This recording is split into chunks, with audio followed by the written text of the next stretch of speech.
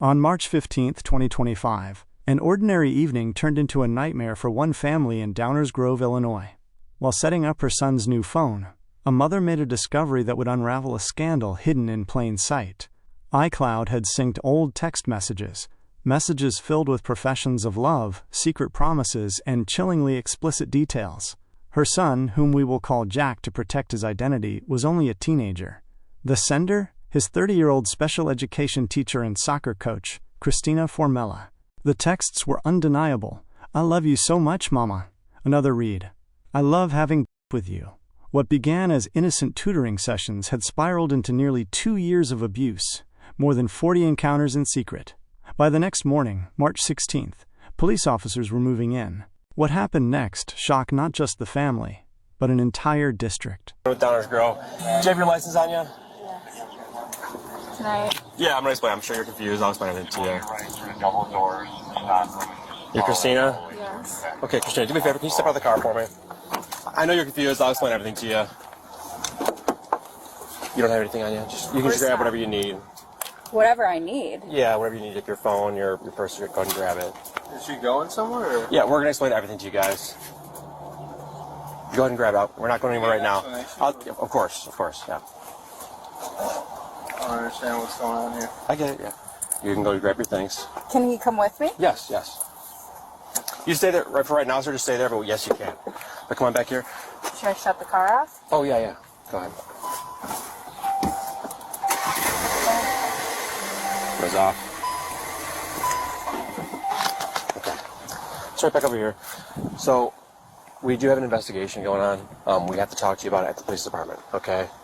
So we're going to explain everything to you there. It's not my investigation. I don't know the full details. We do have to bring you there, though, okay? So I do have to put you in handcuffs and bring you to the police department. Just a Downers Grove. Handcuffs? Yes, unfortunately, yes. I'm willing to go with you. I get it, yeah. Unfortunately, we have to do it that way. So do me a favor. We just take this off. Can I ask you Of course, yeah. It's not, like I said, it's not my investigation. Obviously, we are here for a reason. So go ahead and turn around for me.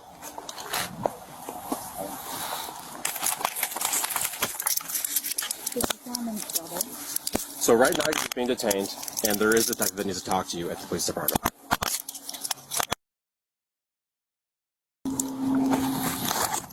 So we'll let your husband know. He can just come to the police department as well if he wants to wait for you there. I get it. You have a lot of questions. So scared. Yeah, everything's okay. We just need to talk to you at the police department. That's all. Nothing else on your pocket right now? Anything else? Just my phone. Just your phone? Here. Okay. Okay. All right, we're going to sit in the back of this car. On the other side. Once you get to the police department, you'll talk to the detective and he'll explain everything to you.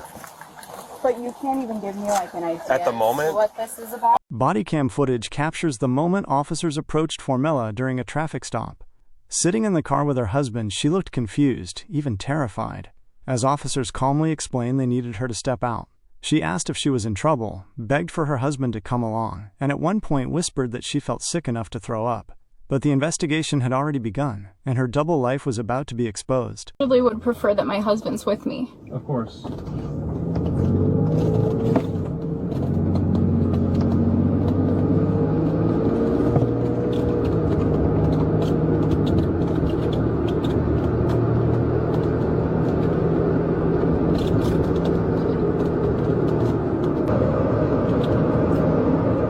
Am I in trouble? I'm so lost right now. I'm sure you are. Like I said, I can't answer any questions right now. I'll just tell you that right now you're being detained for an investigation and we're bringing you to the police department. And once you get there, they're going to fill you in on everything.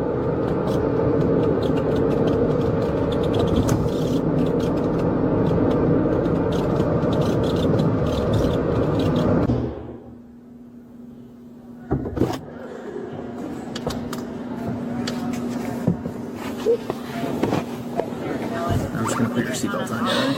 Unless are you able to reach it down there?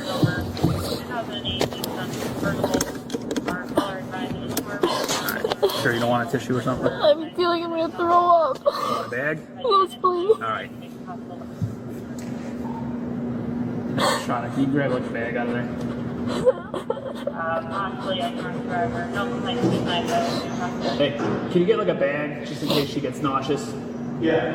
I don't know, do we have any of those emesis bags like laying around the box? I figure something better than nothing.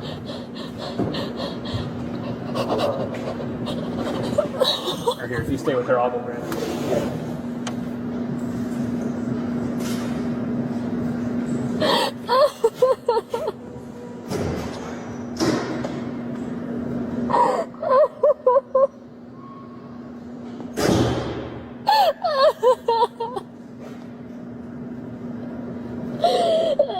Oh my god.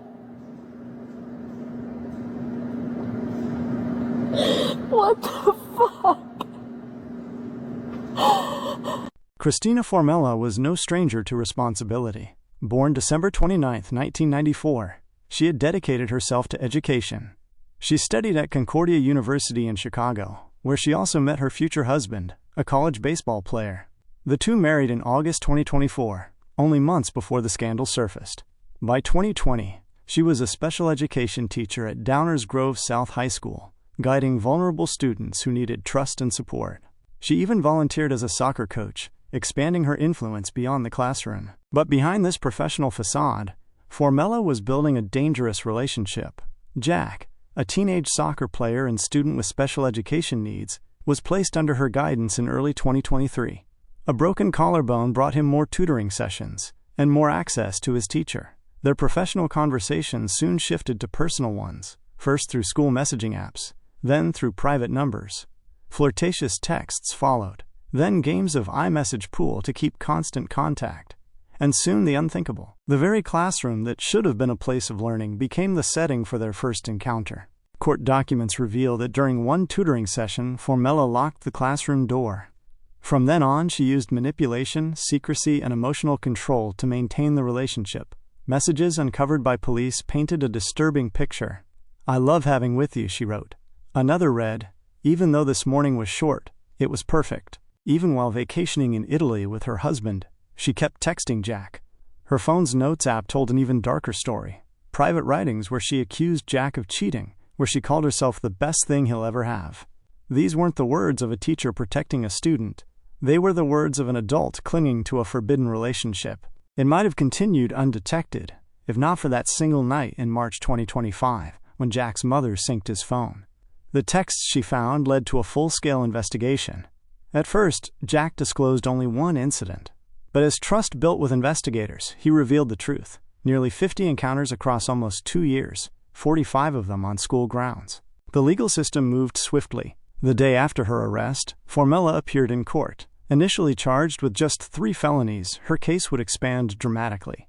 By May, a grand jury indicted her on 55 counts, including multiple felonies carrying potential consecutive sentences. If convicted, she faces at least 60 years in prison. Despite the severity of the charges, the judge released her on bond with strict conditions: a GPS ankle monitor, no access to minors, and no entry into the school she once taught at. Meanwhile, the school district announced she was placed on administrative leave. And also for the hundreds of students, staff, and family who trusted this teacher and feel betrayed by this terrible situation. Within weeks, she resigned and surrendered her teaching license. Still, Formella insisted she was the victim. She claimed Jack had been obsessed with her, that he manipulated her phone to send messages to himself, and that her notes were about her husband, not her student. But her husband, Michael, contradicted her story. He knew nothing of Jack beyond soccer, and none of the messages pointed to him. The damage to Jack, however, was undeniable. Once a passionate soccer player, he abandoned the sport entirely. The emotional and psychological toll of betrayal by a trusted adult left scars that extended beyond the walls of the school. Today, as Christina Formella awaits trial, the case stands as one of the most shocking breaches of trust in recent records. It's a stark reminder of how authority, when abused, can devastate young lives and entire communities. Her next court date was set for August 4, 2025. It is past the court date now, but there is no recent reports on the case as at the point this video was recorded. The outcome could determine whether she spends decades behind bars. What began with a mother setting up her son's phone has now become a case that will shape the district's memory for years to come. If you found this story important, make sure to like this video so more people can hear it. Subscribe for more true crime documentaries where we uncover the stories hidden behind headlines. Drop your thoughts in the comments. Do you believe her defense? Or is the evidence overwhelming?